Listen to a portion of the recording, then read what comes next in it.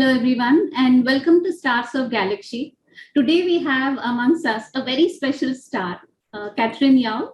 Catherine, welcome to Stars of GalaxShe. We are so happy to have you here. And Thank you. Personally, I am thrilled to interview you.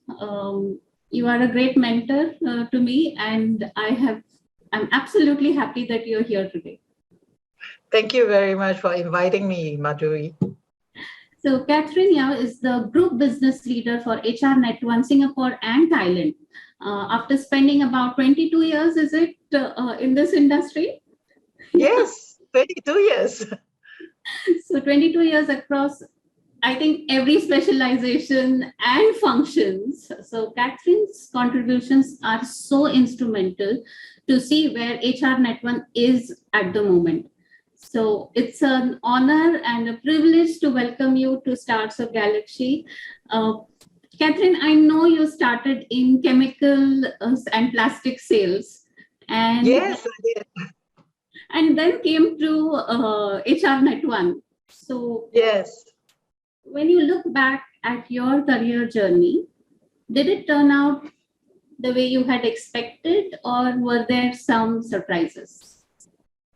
Well, definitely there are some. Like what you say, I started as a chemical sales, and I chanced upon headhunting because somebody referred me to headhunting. I went for industry. So at 29, when I joined the headhunting industry, it was mainly because of the attractive incentive scheme. And at that time, at 29, I wanted to provide a better life for my family. And that's why I moved on into headhunting. So whether it turned out to be how I expected it to be, it was quite a big surprise. I mean, I spent 22 years in the company. I grew up seeing my father managing his own business. I knew how difficult it was to be a business owner. So I never really imagined that I could be a co-owner of HRnetOne one day. And opportunity strike, and I started HRnetOne's Thailand and Korea offices. And never did I imagine that the group actually went IPO in 2017. So today we are part of a listed company. We are listed in Singapore Stock Exchange main board, and we are the largest recruitment firm in Asia outside Japan. That's an incredible journey, and you have seen it all. And now you're responsible for overseeing operations, including business development, project delivery, leadership development, and organizational design. My goodness, it's like a whole gambit of what HRnetOne offices stand for. So, yeah. At any point in your career, did you have to make a tough choice and that had a really lasting impact on you? Definitely. I think taking on a job, a regional job especially, and then you have to start up from scratch. You know, I started Thailand and Korea, and that requires me to travel very frequently to this country. I was on the plane almost every week. I had young children then. You know, my husband was also traveling at that time for work. So it is hard sometimes, you know, and there were days where I dreaded to pull my luggage and board the taxi to go onto the airport when my kids give me those sad face, you know. But you know deep in your heart that these are the sacrifices that you had to make to build a new business. Yeah. So I missed out a lot in terms of milestone in my children's life. Yeah, like for example, the birthday parties, the graduations, the school events, and all the performance that they had, you know, when they were young, because mommy was never there when these events were there. I remember one event that has a very lasting impact till today is I had a call from a mommy from my son's kindergarten when he was K2 one day. And she told me that she would like to invite my son to her daughter's birthday party. But my son actually rejected her immediately and told her that he would not be able to make it. So out of curiosity, this mommy tried to get my mobile number from some other parents and called me. you know. And she told me that she had invited my son when he was in K1, and he also rejected the invite. And her daughter would really love to have my son attending the party, as they were classmates since nursery. I called my son and asked him, hey, why would you not want to attend the birthday party and when most kids would love to do so? He told me, Mommy, I know you were busy, so I didn't want to trouble you to send me there. When I heard that, it was really heart pained, you know. And at the same time, it's very heartwarming to have such a thoughtful kid, you know. He is, because he saw me every week on the plane, and he know that weekend is time where Mommy will need to rest. And for that reason, he did not want to trouble me to send him there. At that moment, I feel that, you know, to have such a wonderful kid who is so thoughtful, it makes all your sacrifices worth it. So that event, that week, I brought him to the party, and we all have a very good time. And that was something that I remember till today, you know, that all the work that I have put in place, you know, I make effort to talk to them, even though when I'm overseas, and get them to understand the job that I'm doing. And because of this job, you know, I have to make some sacrifices. And the good thing is they really can feel it, and they understand what I have to go through to provide a better life for all of them. I mean, this is such a heartwarming incident, and I guess children are so wise that they Yes. recognize and pick up all these little things from their parents, and I guess that also will mold them as leaders in future. I mean, I believe so. They're looking up to what their mother is doing or their parents are doing, and you're absolutely right. I mean, today when I look at my children, they are now in their teenage years. Yeah, I look at their behavior, because Mommy and Daddy are always so hardworking, and to them, it is become part and parcel of their life that they have to put in effort. They have to earn. You know, they have to work hard for the things that they want. You know, and it's because of what we have shown them in our daily life. You know, it's not just one event. If every day you do and you do your best, and your children can see it, and they will grow up doing their best too. Yes, it's all about pushing yourself in front of them, setting a good example. And Yes. coming to setting an example, you are an exemplary leader yourself, Catherine, and I want you to describe how is your leadership style, and how is it different from your male counterparts in HRnetOne? Well, if you know me, I think you know me in my earlier days, or even before you know me. Yeah, in my earlier days when I first started with HRnetOne, you know, I think I was a very domineering leader, because as a young woman leader then, I really wanted to prove myself as a leader. As I grew on into my role at work, and then later on I became a mother, a wife, a daughter, and a daughter-in-law, I think that has changed my perspective a little bit. Today, I would say that I appreciate each member in my team as a multifaceted individual who has his or her own roles in their life to play. Yeah, I tend to be able to appreciate that much better. And I think because of that, I can empathize with them. And because I've been in their shoes before, and I know which hot buttons to push, so that I can help them to do well, not only at work, but at home. So today, I think my leadership style is more understanding. At the same time, I push for result, and I balance it with understanding what they have to go through, and I help them to walk through their life and make a difference in their life. So that's the key of making a difference in somebody's life, and you have made a difference in so many of our lives. actually providing us with the support whenever needed and guiding us through. I'm wondering, did you ever have this kind of support from any woman, or how has been your experience about somebody helping you in your career progression? I mean, very often people will tell me, oh, I don't have a good boss. I don't have a good mentor to guide me.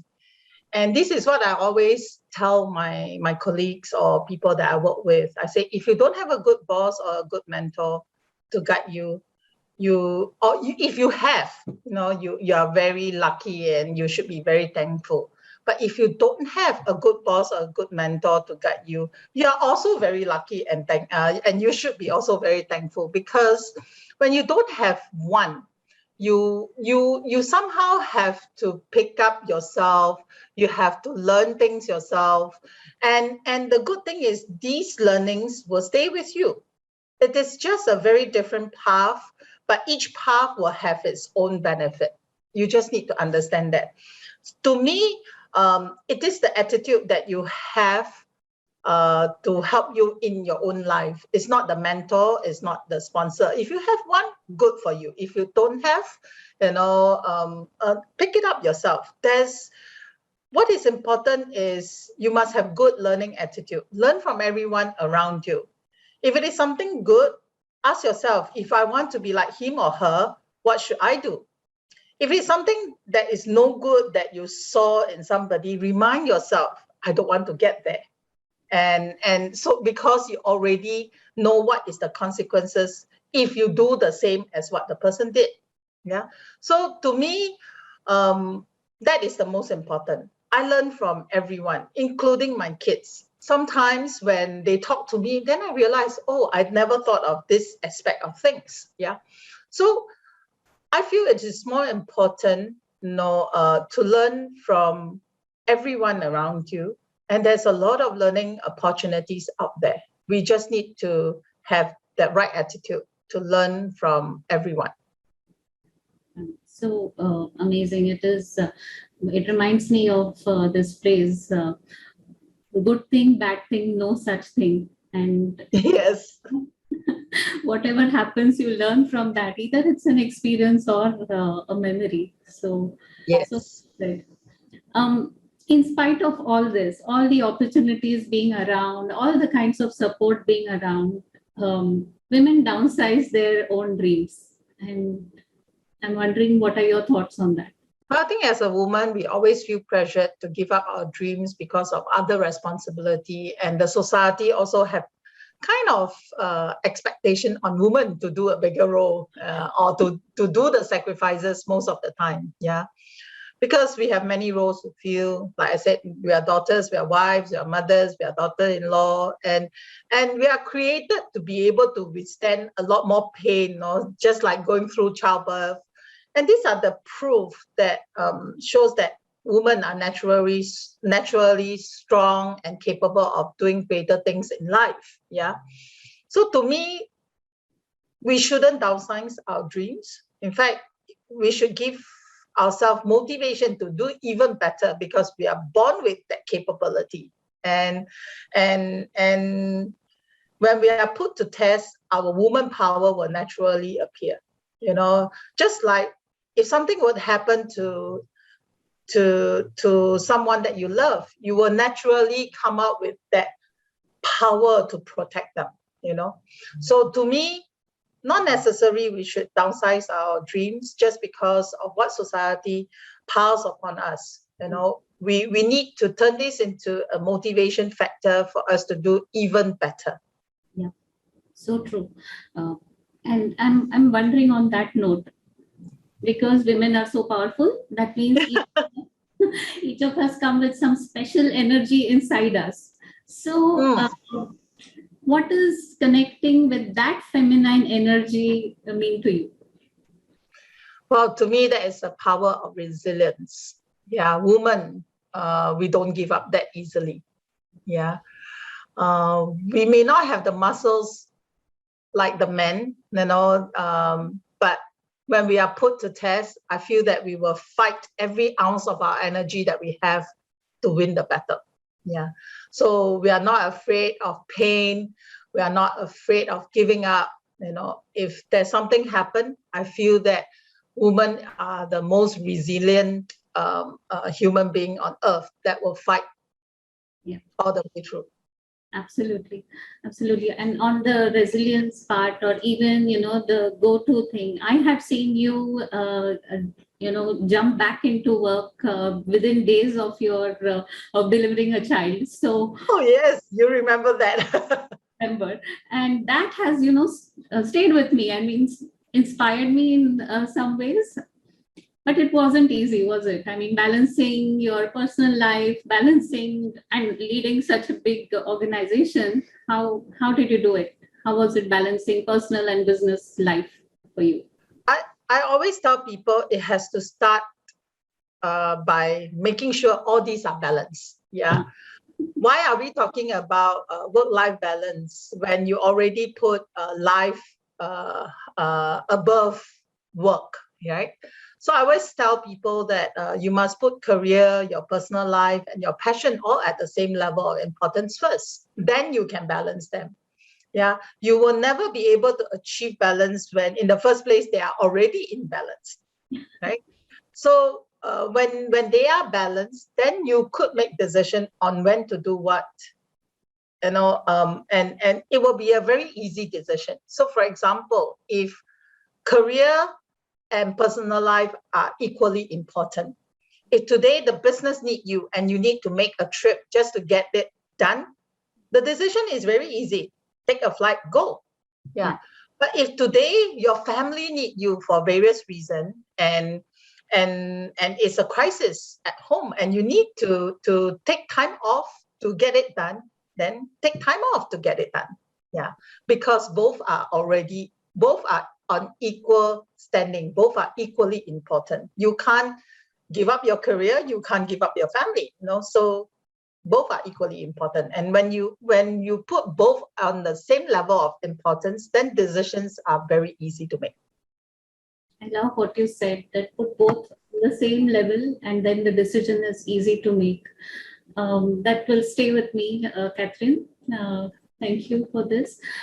Is there any one last message that you would like to share to all the women who are listening, just to get inspired the way I'm inspired by you?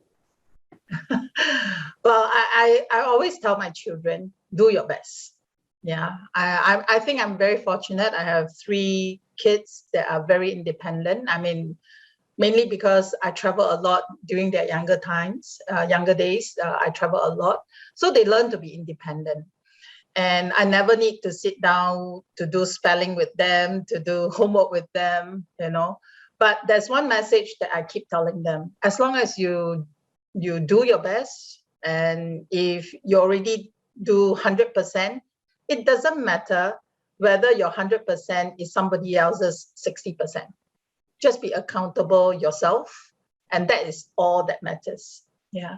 So that's something that I keep telling our children. And very often, whether in work environment or in expectation from the society, people will think that you're not good enough.